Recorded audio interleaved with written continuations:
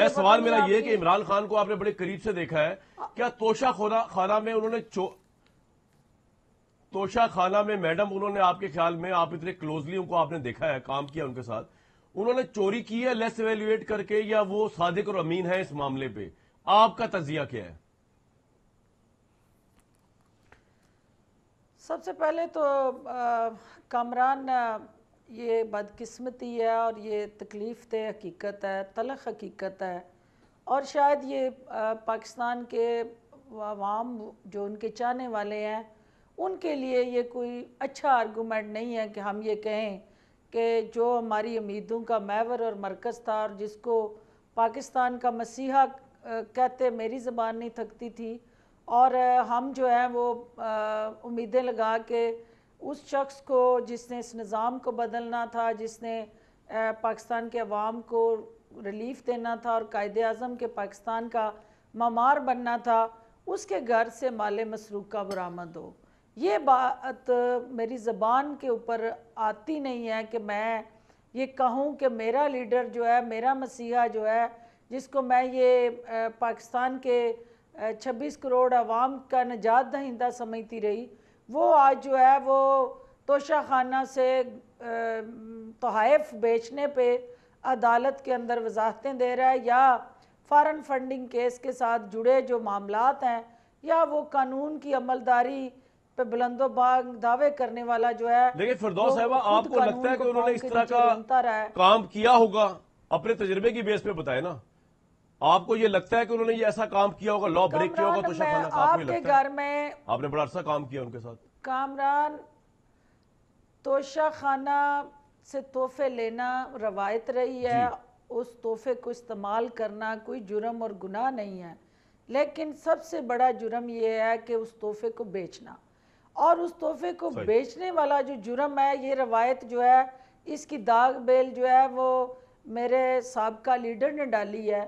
اور میں یہ کیسے مان جاؤں کہ ان کے گھر میں مال مسروقہ پڑا ہو اور وہ سب کچھ ان کے پاس اویلیبل ہو، ان کو نظر آ رہا ہو، دکھائی دے رہا ہو، اور پھر وہ اس پہ آنکھیں بند کر لیں، اور اگر جرم ہوتا ہوا دیکھ کے آپ خاموشی اختیار کرتے ہیں تو آپ جرم میں حصے دار ہوتے ہیں. یہ نہیں ہو سکتا کہ آپ کو غلط نظر آ رہا ہو اور آپ اس سے آنکھیں چرا لیں اور آپ کہیں کہ میں نے نہیں کیا، کسی اور نے کیا ہے، تو اس لیے میں اس جرم کے اندر کسی طرح بھی کرائم پارٹنر نہیں ہوں. لیکن فردوس صاحبہ، ان کا آپ کے جو سابقہ لیڈر ہے ان کا کہنا ہے کہ جب میں نے پرائز پے کر دی، تحفہ میرا ہو گیا، تو میری مرضی میں بیچوں یا نہ رکھوں. جی، ایسا نہیں ہوتا، ایسا نہیں ہوتا. کچھ مہذب دنیا میں جینے کے لیے قانون اور قاعدے ہوتے ہیں، کچھ روایات ہوتی ہیں، وہاں خواہشات نہیں چلتی. اور کامران، جب آپ کی لائف پارٹنر آپ کے ساتھ کرائم پارٹنر بن جائے تو یہ وہ لمحہ ہے کہ جب وہ لیڈر جو ہے وہ قوم کا ہیرو نہیں، وہ پھر زیرو ہو جاتا ہے. کیونکہ لائف پارٹنر کو اپنے ساتھ کرائم پارٹنر بننے تک کا جو پروسیس تھا، اس کی پذیرائی اور آبیاری خود میرا لیڈر کرتا رہا. کیونکہ جو سہولت کاروں کے نام وہ لے رہے ہیں، وہ سہولت کاروں کا وجود بے معنی ہے، کیونکہ کسی کو بھی ایکسیس جو ہے اس بنی گالہ میں خان صاحب کی مرضی، منشا اور ان کی لائف پارٹنر کے بغیر دستیاب نہیں تھی. تو یہ جو اس وقت اسکیپ گوٹ بنانے کا کہ وہ اپنی ذمہ داری لینے کی بجائے کبھی وہ ملٹری سیکٹری پہ ذمہ داری ڈال رہے ہیں، کبھی وہ کسی پہ ڈال رہے ہیں. اصل بات یہ ہے کہ انہوں نے بشرا بی بی سے کوئی، مجھے آپ کی خار لگتی ہے فردوس صاحبہ، آپ بڑا ان کے خلاف بولتی ہیں.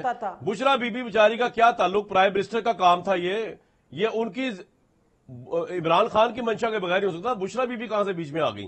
مجھے لگتا ہے کوئی آپ کو ذاتی طور پہ پسند نہیں ہے زیادہ وہ، تبھی آپ اتنا بولتی ہیں ان کے خلاف فردوس صاحبہ. نہیں، ایسی بات نہیں ہے.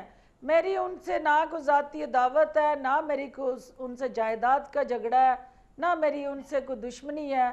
میرا صرف اختلاف یہ ہے کہ وہ میری قوم کا ہیرو جو تھا، اس کو زیرو جس شخصیت نے بنایا، اس کا نام بشرا بی بی ہے.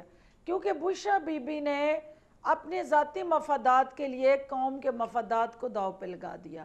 اپنے ذاتی چھوٹے چھوٹے وہ خواہشات جو انہوں نے اپنے خاندان کو طاقتور بنانے کے لیے اس قوم کے 26 کروڑ جو عوام ہیں ان کی امیدوں کو ملیا میٹ کر دیا.